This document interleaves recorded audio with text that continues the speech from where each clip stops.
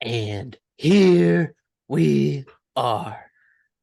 Welcome back to the Redshirt Sophomore Podcast, where we never sit out.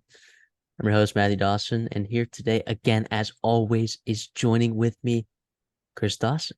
How's it going? Fantastic. Big day of sports today. Obviously, an NHL draft. Connor Bedard is a Blackhawk. We love that as Let's Chicago go. Blackhawks fans. Let's go, Hawks. Let's go, Let's go. Hawks. Exactly. Domingo Germain. I think I'm saying that right. Yep, He yep. just had the perfect game for the Yankees against the A's. First perfect game, I think, since probably over 10 years since King Felix did it with the Mariners. But this is a college football podcast. And yes, today's a big day in sports, but we got stuff to talk about college football. It's almost the end of June. It's almost the end of June. So look, and we're gonna have a lot of stuff coming out in this next month. So you listeners, if you're hopping on the train, get on now.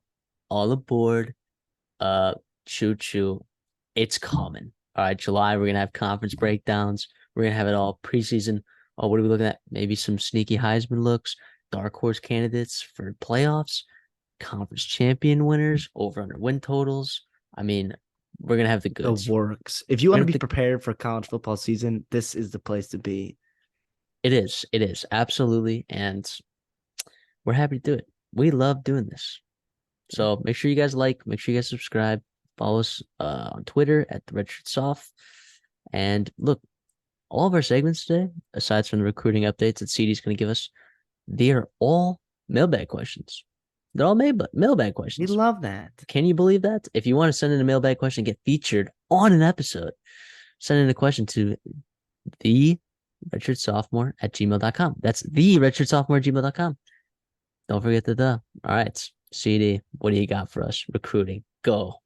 Oh, big day. And obviously, June, we've talked about it all June. Every day, a lot happens.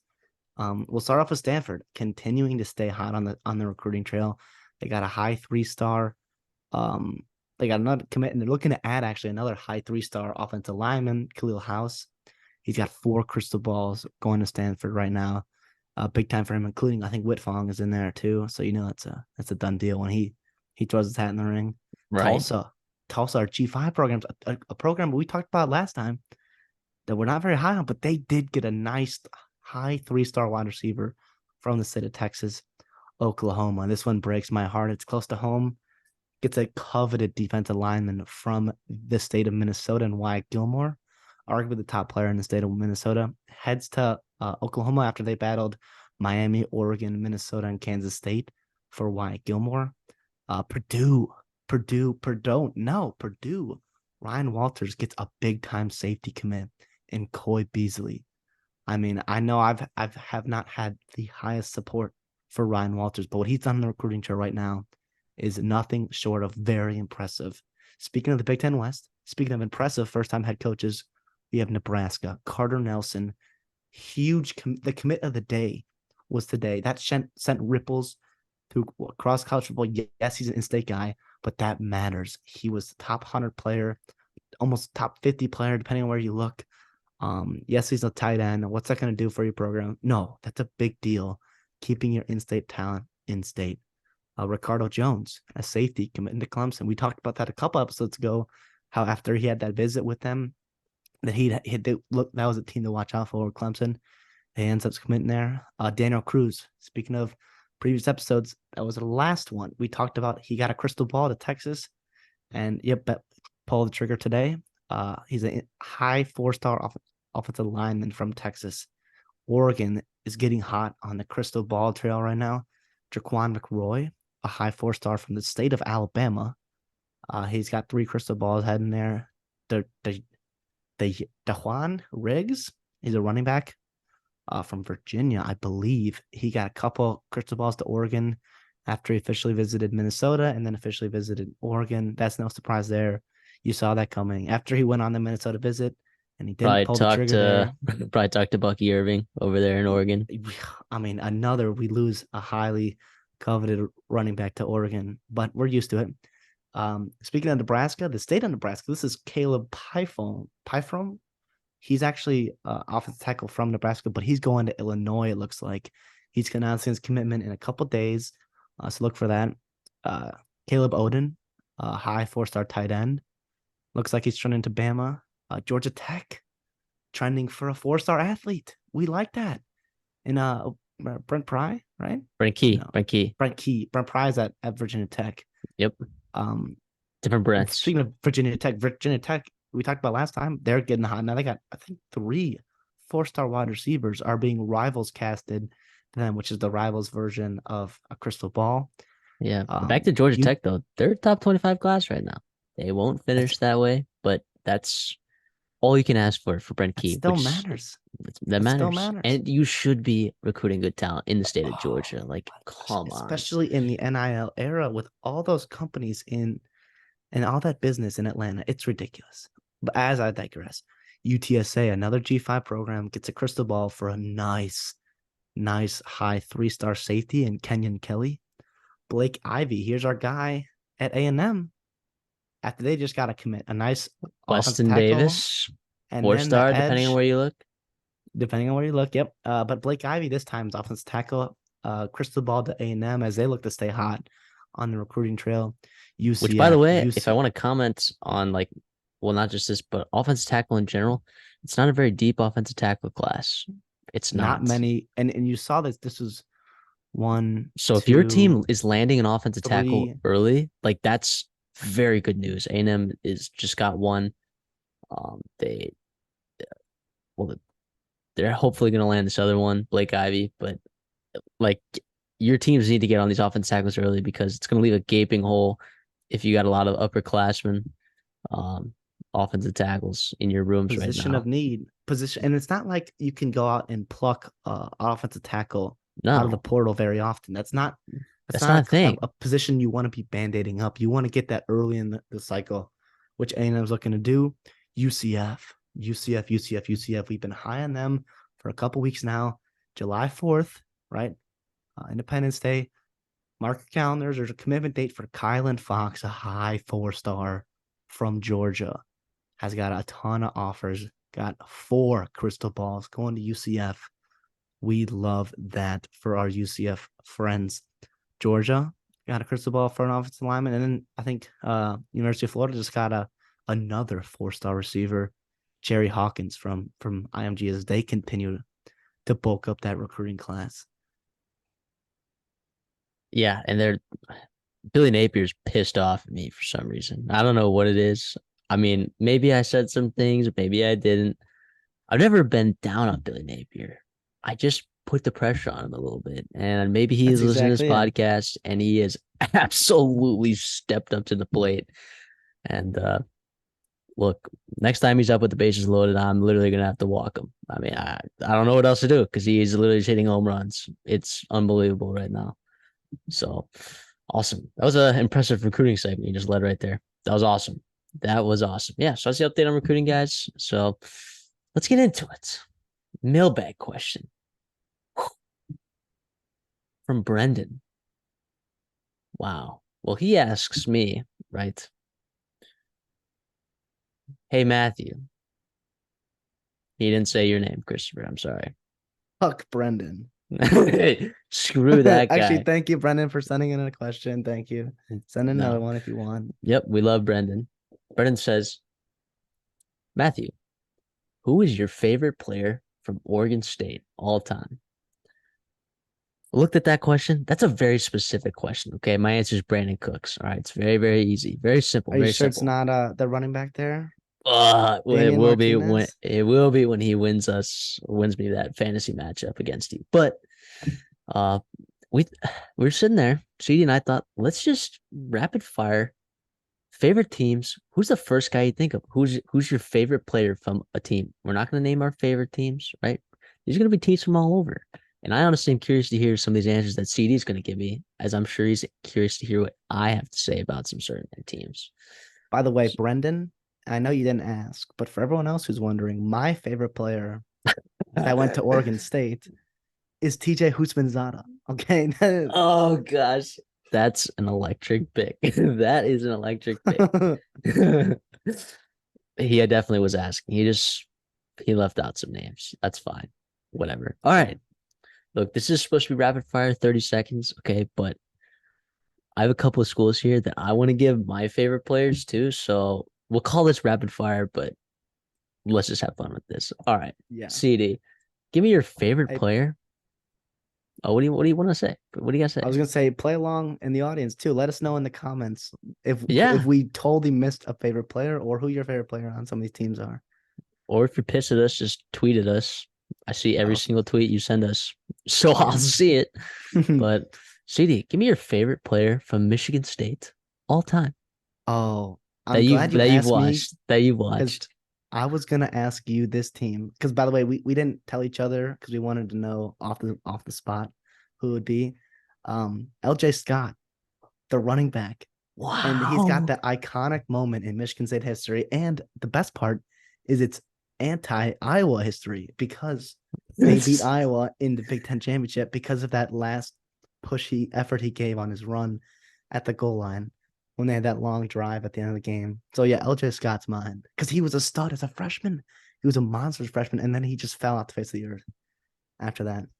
But they got some good running backs there. Jeremy Langford, right? No, he was Le'Veon. Indiana. No, Le'Veon, he was late. Jeremy Langford was Michigan State. I'm like the other guy was 95% sure. Indiana. Yeah, But but like Jordan Howard was Indiana. Jordan Howard's Indiana. Thank you. Jeremy Langford, Le'Veon Bell. It's a pretty good bell cows there. I was like, dude, that 2013 team with Trey Waynes. I always thought he was pretty good. Yeah. But I mean, I don't know. There's a couple guys I always liked. I was favorable to Connor Cook for some reason. For some reason, I was. He's a guy you can't really hate on, Yeah. So, but anyways, what do you got for me, Chief? All right, let me just delete that off my list. We're gonna go up. We're gonna start with a cupcake here. Not cupcake. How about UCF, University of Central Florida? Wow. Okay. Well, there's such an obvious answer here, right?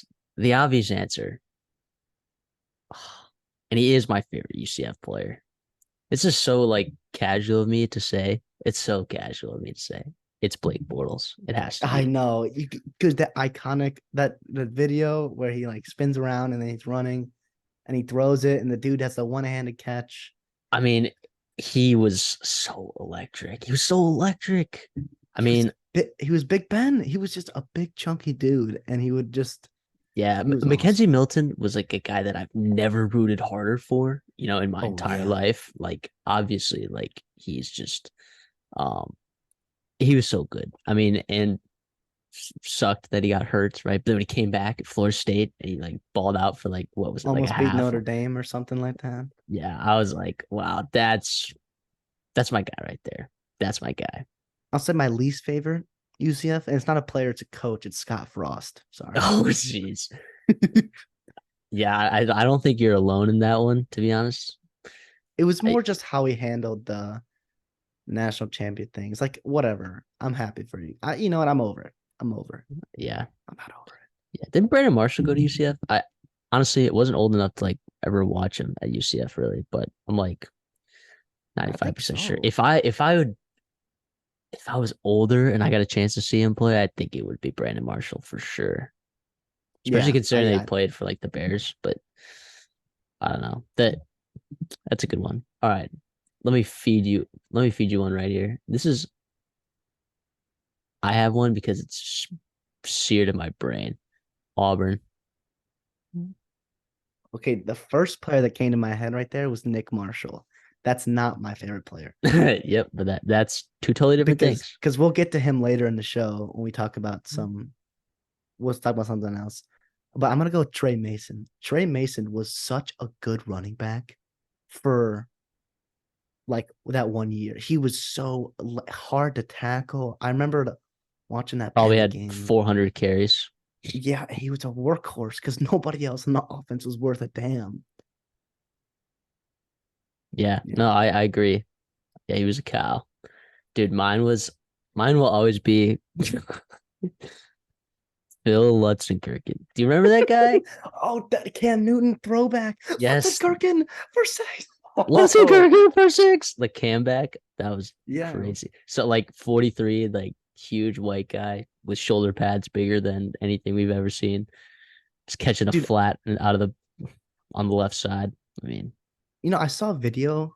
I forget what I was watching. I was watching something college football, but they ran that same play a couple years later with Lutz and Kirkin, or like not a year, but like it was a different. Yeah, it was Sean White was throwing the. I don't know, but they ran that same play and they fell for it again. And it's like, what are you doing, falling for that again? I don't know. Phil Lutz and Kirkin. That's a name drop and a half. I always, for some reason, he's always in my brain when I think That's about a better him. answer than Trey answer. I'll give you that. He wasn't better than Trey Mason. It's just seared into my brain. All right, I'm gonna give you. This was arguably one of your favorite teams growing up, and it was because of this player in specific that I assume you're gonna mention. How about South Carolina Gamecocks? And the name is Marshawn. No, sorry. I can't believe I said Marshawn. Marcus Lattimore. No, it's On Marshawn Lattimore.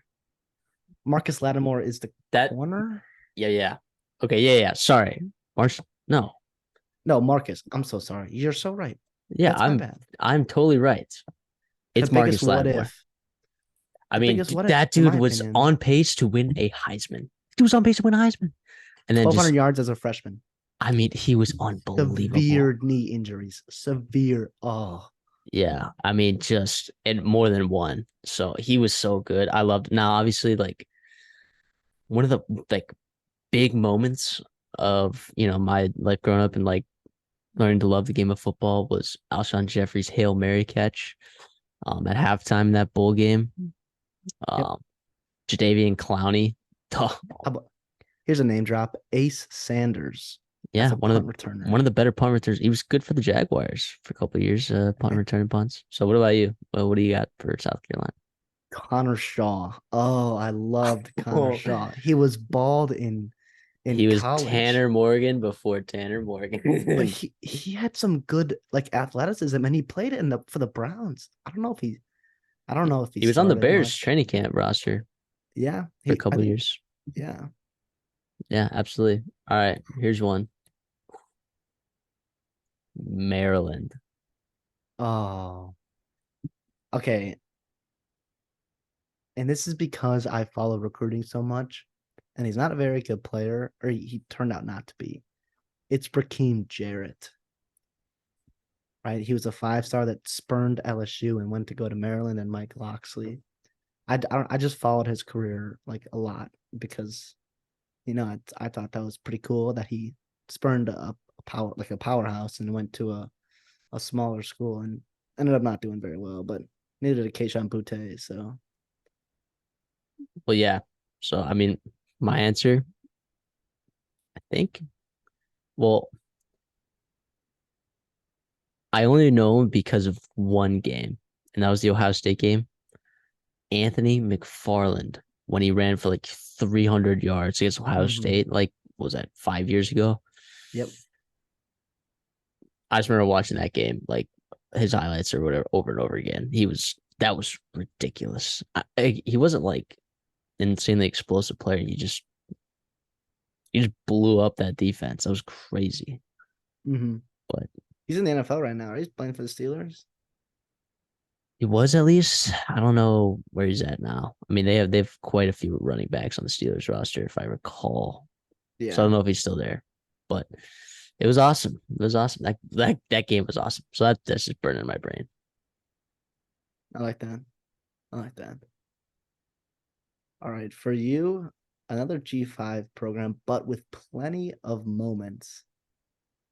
To me, there's only one answer. Well, there's my answer. I guess you can have a different one.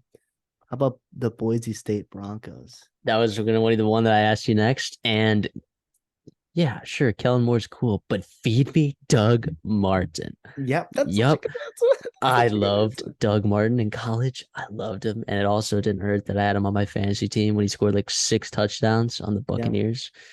Uh yeah, he was awesome to watch in college. Definitely probably my favorite Boise State player to watch Mm-hmm. for sure. Yeah, mine was I just couldn't say no to Kellen Moore. Another player that was awesome that I just loved was I Oh, the thought he was gonna be edge, so good. Yeah, I thought he was at gonna be the so end. good. in the NFL. Never really panned out too much. But they got some good players coming out of Boyd State. Leighton Vander Esch, Charles Leno, good player. Yeah, absolutely. Or Jay Jai, Boise State too. Yeah. Oh yeah. Yeah. Yeah, yeah. So He was a stud. Yeah. how about Romeo Dobbs? It's on the Hey, back. not Boyd State, is he? I'm like 99% sure he's Boise State. Let me look that up. Nevada. He's Nevada. Nevada? Why did I think he was Boise State? You're thinking Oh, about John Hightower. maybe. Whatever. Mountain West. I remember watching Romeo Dobbs. Maybe I remember watching like him coming out of college. But He was probably playing on that blue turf. whatever. It could have been. Whatever. Didn't really get a chance to watch him a whole lot besides like come to NFL draft time that year. So, but he was pretty good. But yeah, give me all right. Well, stay in the Mountain West. How about this one's a little bit tougher, I think, but also not as tough. San Diego State. Who do you got? It's gotta be Donnell Pumphrey. We talked about him a couple episodes ago, I believe. He was just fun to watch in college. He broke the records. Like, yeah. Yeah, no, I agree. Well, yeah, yeah. He was just my favorite growing up. Yeah. I think that's the right answer. Uh, oh gosh, I'm trying to think of that other running back that they had that was pretty good right before Donnell Pumphrey, who I thought was better. Uh, coming out. I mean, they've had tons of running backs. I mean, Marshall Faulk. I mean, was running back at San Diego State, but Well, Rashad Penny came out of there too.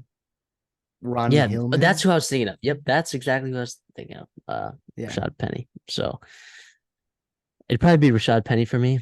I just remember him like NFL draft time. I remember like just watching his highlights. I'm like, holy cow, this dude's a dog. A little shocked that he went where he went to the Seahawks, but Yeah. it actually turned out to be pretty good. People thought like people Oh, he was a pinned him as bust, a and then he was a he was hurt.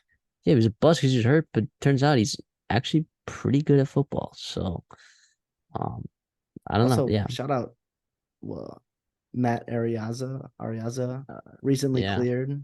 He was fun. Like, I'm not gonna pretend I know what a punter is, but he was fun to watch him just bomb balls, and Pat McAfee ooze over him, Yeah. Devontae Casey, I believe, went to San Diego State too. Mhm. So yeah, solid players out of the Mountain West right there. All right, here's another G5 one. Northern Illinois from the MAC. They had some I good mean, teams back in the early 2010s, didn't they? well, yeah, they did. I mean, I think there's an obvious answer, but I'm gonna go with Kenny Galladay. Yeah. I'm gonna go with Kenny Galladay. Dude, he was a monster. Like They could have guys brought his him in the size, MAC. yeah, guys his size should not be playing in the MAC. Like the way he was built No. and constructed. Now, granted, could he separate for anything? No. Mhm. Did he need to in the Still MAC? can't. No, still can't. And he didn't need to for the first couple of years of his career. So I don't know. I was a big fan of Kenny Galladay when he came out. I love Jordan Lynch. He was so fun to Yeah, watch. that's the obvious answer. He I was made so a good. dynasty of NIU back in the NCAAs because of him. Yeah, well, he was a slinger. He was a slinger, but also actually did a lot of work on the ground too, if I recall. Wait, did they move him to running back in In NFL? the NFL, yeah. But I mean in college, his Well, legs were he's your moving. classic. He's your classic dual threat quarterback. That's not Yeah, with Colin in Klein. college. The college dual. Yeah, That the was gonna be college. one of my. That was gonna be Like, one of my teams for you, Kansas State. yeah, I got one. I got one. I would have said Colin Klein for sure. Could have said Tyler Lockett, but no way. No way am I passing up a chance to say Colin Klein. Dude, isn't he the OC there now? He's doing a heck of a job. Yeah, he is. He's doing awesome. So, all right, how about this? You're gonna hate it. Iowa. Who is your favorite Oh, player ever to watch that went to Iowa? and it's, to be honest, my favorite Spencer is Petras, I'll say it's CJ honestly Beathard. it's honestly Kevin King. Kevin King was good at Iowa. Was really good. I think he picked off at the Ohio State game. That was him, right? He had a big time interception, I think. And he's so bad for the Packers too. So that makes it that much better. Yeah, But right. Kevin King's my guy. Little hindsight action there. Yeah. Yeah, absolutely. They've had a lot of stars. I mean, as much as I hate to say it, they've had a lot of stars. Yeah, my favorite player at Iowa to watch. I mean, Jack Campbell was a spectacle. As a I pure don't know. like I don't know that that's yourself, recency bias, but geez, yeah, he was so good, man. you have to appreciate what he did for that defense. I mean, it was incredible. Yeah, he was unbelievable. I mean, just watching him play it was different football. Oh It was yeah, different football. So, and that's a boring answer because he's like obviously he just played last year, but I mean he was so good. He was so good. So what do you got for there me? was C.J. Beathard in there too. That guy stinks. He's the best case scenario quarterback at Iowa though. I mean he started some games in the NFL, which is pretty impressive for him. All right, you ready for this next one? We're gonna go with maybe a little bit higher name brand, but they got some fun guys. Let's go Oregon Ducks. Oh, well, okay. Anthony Thomas is one, but give me Yeah. LaMichael James. Yes, that's such the right Give me answer. LaMichael James. He was dynamic. He was so good for them. What was that, like 2011, 2012? He was so good. I mean, at running back, and he got drafted, was to the 49ers, right when Marshawn or Marcus Lattimore went, I believe. And Mhm. they were both on that team at the same time. And I was kind of rooting for both of them. And turns out neither of them were that good in the NFL. So, but No, I thought he was I was like him and D'Anthony Thomas. I was just shocked that like I get that they're I don't know, just explosiveness is like a stat that you look at for running back success in the NFL. Like right now, like that's the highest indicator of like success. Highest correlation is explosive run rate. He was That's all he was. He was explosive. So I was super high on him, but he stunk. So in the NFL, I shouldn't say he stunk. I mean, as good of a career as any running back has that probably has 30 career carries. So, yeah. I Well, mean, he made it to the NFL. So, oh yeah, mine would have been D'Anthony Thomas. Everyone talks about Tavon Austin's highlight reel, which is very valid because it is awesome. But D'Anthony Thomas is fire. Just the way he eliminates angles. Like him and Jalen Water are like the only two people I've seen, and I guess Tyreek Hill in the NFL, but in college, the people I've just seen, it doesn't matter. If you're DB, you have no chance of catching him. It was so fun to watch him get in the open speed. And Chip Kelly offense. Everyone, people were like, it's Mickey Mouse, blah blah. No, it was awesome. Looking back, he did so well with them. yeah. What about Clemson? Clemson, I mean, I want to say Taj Boyd, but it's really Sammy Watkins. The reason why it would have been Taj Boyd was because of Sammy Watkins. But Sammy Watkins was electrifying. Electrifying. Yeah, I mean, mine might be Isaiah Simmons or maybe Dexter Lawrence. Yeah. That was yeah. I thought those two guys were like, I like some of those Clemson defenses were so fun to watch. Oh yeah. So fun. I like that. Hunter Renfro, just because but he was there for so long. He was just Right. um for you, let's go. How about Ole Miss? Oh, that's when you got to think about it a little bit because, well, no. You're gonna say Laramie Tunsil? I was gonna say Laramie Tunsil, but yeah, I guess feed me. I don't know. Is it crazy that I kind of liked watching Bo Wallace more than Chad Kelly? Is that crazy? That's not ridiculous at all I because you I just saw the thought, struggle of Bo Wallace for he was bad and then he was okay and then he was average, and then he beat Bama, and like that, like you saw that, Right, yeah. Hey, Bo Wallace walked so Chad Kelly could run.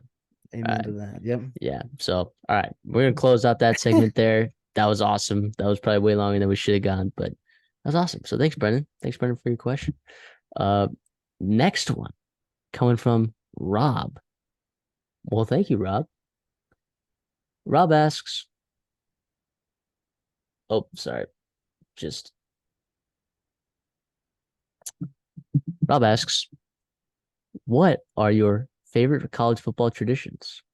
For example, mine is sailgating in Seattle. I guess they also sailgate in Waco and Tennessee. I'm pretty sure they sailgate in a lot of places. But yeah, thank you, Rob, for your question. Uh, I got a bunch of favorites. I love college football traditions, man. College That's what makes football, college football college football. it is. I mean, you're walking around in Baton Rouge and someone's yelling, "Tiger bait, Tiger bait!" Or they're barking at you. It's Georgia. They're come Yeah, on, but you yeah, love it. You love it. yeah. I mean, favorite? That's hard to say. I mean, if you name a couple, Can we rip through a couple? Because you can't yeah, do. yeah, you can't not. I mean, I'm I gonna like. go first if you're Okay, all right, thinking. yeah, I'll let you go. Give me college game day in general. The show is awesome. The atmosphere around it. I've never had the privilege to be at one, but that's on my bucket list for sure. It's gonna win a couple more games up there in Minnesota. Well, A&M blew it. We were supposed to have it this year, and then we were like, "Oh, let's lose to App State. Oh, let's lose to Mississippi State." Yeah, not good. So, I mean, things that I like about college football, like songs, like hype songs. Sandstorm, Virginia Yep. Tech. I love Sandstorm. Wait, hold on. Enter Yeah, yeah. Sandman's Virginia Well, Tech. Enter Sandman, but then Sandstorm, right, for South Carolina. The Root Sandstorm. It's pretty awesome. Obviously, like, Jump around at yep, jump Wisconsin. jump around. Or one of my favorite chants growing up. Oh, oh. I mean, The Florida FSU State. war chant is awesome. Yep, absolutely. I mean, and then You could like throw you have Dixieland things. Delight. Oh, Oh Dixieland yeah. Delight. Yep, absolutely. 100%. That's a classic. I mean, not Alabama doesn't just do like there are a lot of teams that do that. Every school has their own version of it. You sing at the bars, you sing it like Yeah. Yeah, it's awesome, especially in the South. It is awesome. I'll say. And like college football, you get things like touchdown Jesus. I mean, yeah. think you get things like that are just so unique in their own midnight yell, right? I mean, like things that you Uh, just would not see you would not see those things anywhere else. And the people that are like knocking all these things, like also, can I ask something? yeah. Purdue claims that is the world's biggest drum. It's pretty big, but like It's not that big. there's got to be a bigger drum. There's no way that's the world's biggest drum. Then what happens if they get overtaken? Do they just make another one? I because I saw that when I was looking up this or I was thinking about this thing, and I obviously the Purdue drum came to mind, and what happens if I wonder if like throughout the years it's gotten bigger and bigger and bigger. I don't know. I Eventually zero you're not clue. gonna be able to get it into stadiums. Like eventually it's gonna be like, Yeah, if any Purdue fan wants to educate me on that, and like if it's whether it's complete fallacy that it's the world's largest drum or whatever, but man, I don't know. I always thought that was it was cool. a I great like tradition now. yeah, it's You a know great Texas tradition. has their own bell too. But to be Yeah, honest, I Texas mean has too many things. Stick to one, okay? Stick to is it Birdo, whoever the Bevo. Bevo. Stick to one thing. Like stick to your own. Like Yeah, stick to attack and Uga. That's what you gotta do, Bevo. yeah, horns Gosh, down. horns down, Bevo. Speaking of though, we talked about chants earlier. You want to talk about just pure noise? The Mississippi State cowbell is Oh, awesome. more cowbell. Is awesome, awesome, and just like fight songs in general. Like yeah, like the Bears and like pro football teams have like their own like whatever. But when It's you hear different. like It's 60,000 so people when you have an actual cheering, band, when an actual student band is blasting your fight song, how are you not supposed to just blare it at the top of your lungs and all of a sudden now you got, well, depending on the stadium, but anywhere from 35 to 100,000 people all just singing the song. Like, well, and like it's the bands like how simple something is like dotting the I at Ohio State, but it's such a big deal, and people take that so seriously. Like you just love that. yeah, You love that. absolutely. Absolutely. Well, thanks for your question, Rob. I always appreciate it. Keep sending them in at the Gmail. Keep sending them in. Redshirt Sophomore@gmail.com. The Redshirt Sophomore@gmail.com. So thank you. Guess what? Yeah, we have two mailbag questions. Let's do a third. Why Let's not? do a third. I got time. Tommy. Tommy asks, what is your favorite where were you when moments? Right? People talk about where were you when as specific events in history. But where were you when, for example, Auburn had the kick six against Alabama? I'll tell you I right where know, I was then. I know right exactly where I was then. Papa Doss knows exactly where he was too. I can remember the look on his face when he dropped down to his knees in shock. He was in Gosh. shambles. I mean, we were all in shambles. That was wild. I mean, that's his Vietnam. That is his Vietnam. I'm taking a summer school class right now, and we're learning about PTSD. Oh, every Every time that Iron Bowl. they play that, you could just see it cringe on his face. But that's college football. That's the passion of it. We love. Yeah. So where were you? Where you went? Where were you when 7 overtime game against LSU? Where was Matthew Dawson, who had not applied at Texas A&M yet? He was not a student yet. He's younger than that. Didn't know he wanted to be an Aggie. Where was he? Well, he was in his family room, staying up way too late, way past his bedtime, watching that slink. I mean, Kendrick Rogers. I mean, that last like 2 point conversion that he got was just pure electricity. That was an absolute. That was Joe Burrow. Fun Yeah, fact. You know, he hasn't lost. He didn't lose. That was his last loss, I think. In college football. Yeah, That sounds right. because Because it then would have been, yeah, they went they beat undefeated the next year. Yep. they beat UCF in the bowl game after he got depleted. So you guys made Joe Burrow Joe Burrow. Thanks. Yeah. Everyone's welcome, especially you Bengals fans. Yeah, to be honest, I was sitting there right next to you in that game. Uh, how about this one? This was in the off season. Jim Harbaugh getting hired to Michigan. That was a big deal. That sent waves in college football. And remember, he went to those satellite camps in his khakis and like he was helicoptering to these. He was such a like a followed presence that off season. I remember it was literally it was the year of the first college football playoffs, right? That was the year that Ohio State won whole thing. It was like literally a few days before all that, like before, because that's when they played him on New Year's Eve, right? Yeah, it was The December 30th. Yeah, so it was December, so it was the um day before the college football playoff started. So that would have been the day before Ohio State beat Alabama with Cardell Jones after robbing TCU of a playoff appearance. But you know, we're not gonna talk about PTSD for TCU fans. But uh, yeah, I was in to be honest, I was just it was home for winter break. I was in our family room watching the ESPN and it came on breaking news. But then I remember a couple of days later, he was on Colin Cowherd's show, and that was one of the worst interviews I've ever seen.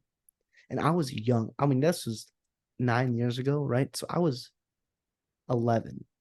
Okay. So not I didn't really comprehend what a bad interview looked like, but trust me, I knew it at that point. It was so gross. And I was like, and there's no way Jim Harbaugh's doing this. There's no way he's not going to relate to college kids, recruits, and blah, blah, the changing of the times. And he's done a good job. I credit to him. Yeah, well, I just remember thinking like, nah, this was young, naive Matt, right? I was like, oh, what is he, an idiot? Right. I mean, we were super young at that point, right? Oh, what is he, an idiot? Like going from the NFL to college, which actually, in hindsight, I was not initially wrong to think that because of how, like, I mean, taxing the job of being an NFL or being a college head coach versus an NFL head coach is, like, right. I mean, obviously, your job security is not as great in the NFL, but his job security was fine. He was lights out. He went to the Super Bowl like 2 years prior. Colin Kaepernick was on his A game, right? I mean, and I get that he wanted to go back. That's, I guess, what was the dream of his, right? Believe me, if I got the opportunity to coach Texas A&M, I would be. I'd rather probably coach Texas A&M than I would coach the Chicago Bears. So I understand where he's coming from, but I just It's remember the being power. confused. It's that power grab that they Yeah, have now. yeah, I guess. I just remember being super confused.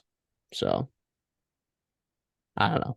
But yeah, we were super young. What about like, oh, here's a good one. Rondell Moore. When I don't think people talk about this game enough. To me, this is like kind of like a game slash moment that stands out to me a lot when Rondell Moore single-handedly just beat the piss out of Ohio State. Am I the only Um, one that thinks of that as like a where were you when moment? Like I just I think of like that game. Well, for Purdue fans, that's obviously the case, but that game is seared into my brain for some reason. Is that crazy? I don't know. no, that was I can't. I mean, I can still remember. I can still vividly remember that run he had against them where he chucked all those guys, and then Oh like yeah, he was a freshman. He was a small little dude. He's 5'8", and it was awesome. And then he was a nationals like power, blah blah blah. There's all this stuff, and yeah, I was watching with some friends. I think I was out to dinner. We were watching it out at a public place because I remember like just trying to like every time I looked up Purdue, like yeah. I was with it was friends awesome. like when like I didn't watch the beginning of the game, and then all of a sudden someone was like, "Purdue's up like 14," and I was like, "Well, what? Okay, let's get it on." And then yeah, onslaught. It was awesome. It was pretty awesome. So I don't know. That's just one that I think of a lot for some reason. That's not like a Mount Rushmore of like that's not something that defines college football what it is. It's not gonna be in the College Football Hall of Fame as a game, right? It's not gonna be its own exhibit. But it's like maybe there's a snow globe in the gift shop that has the final score of that game. I don't know. I don't know. Yeah, I just remember that. yeah.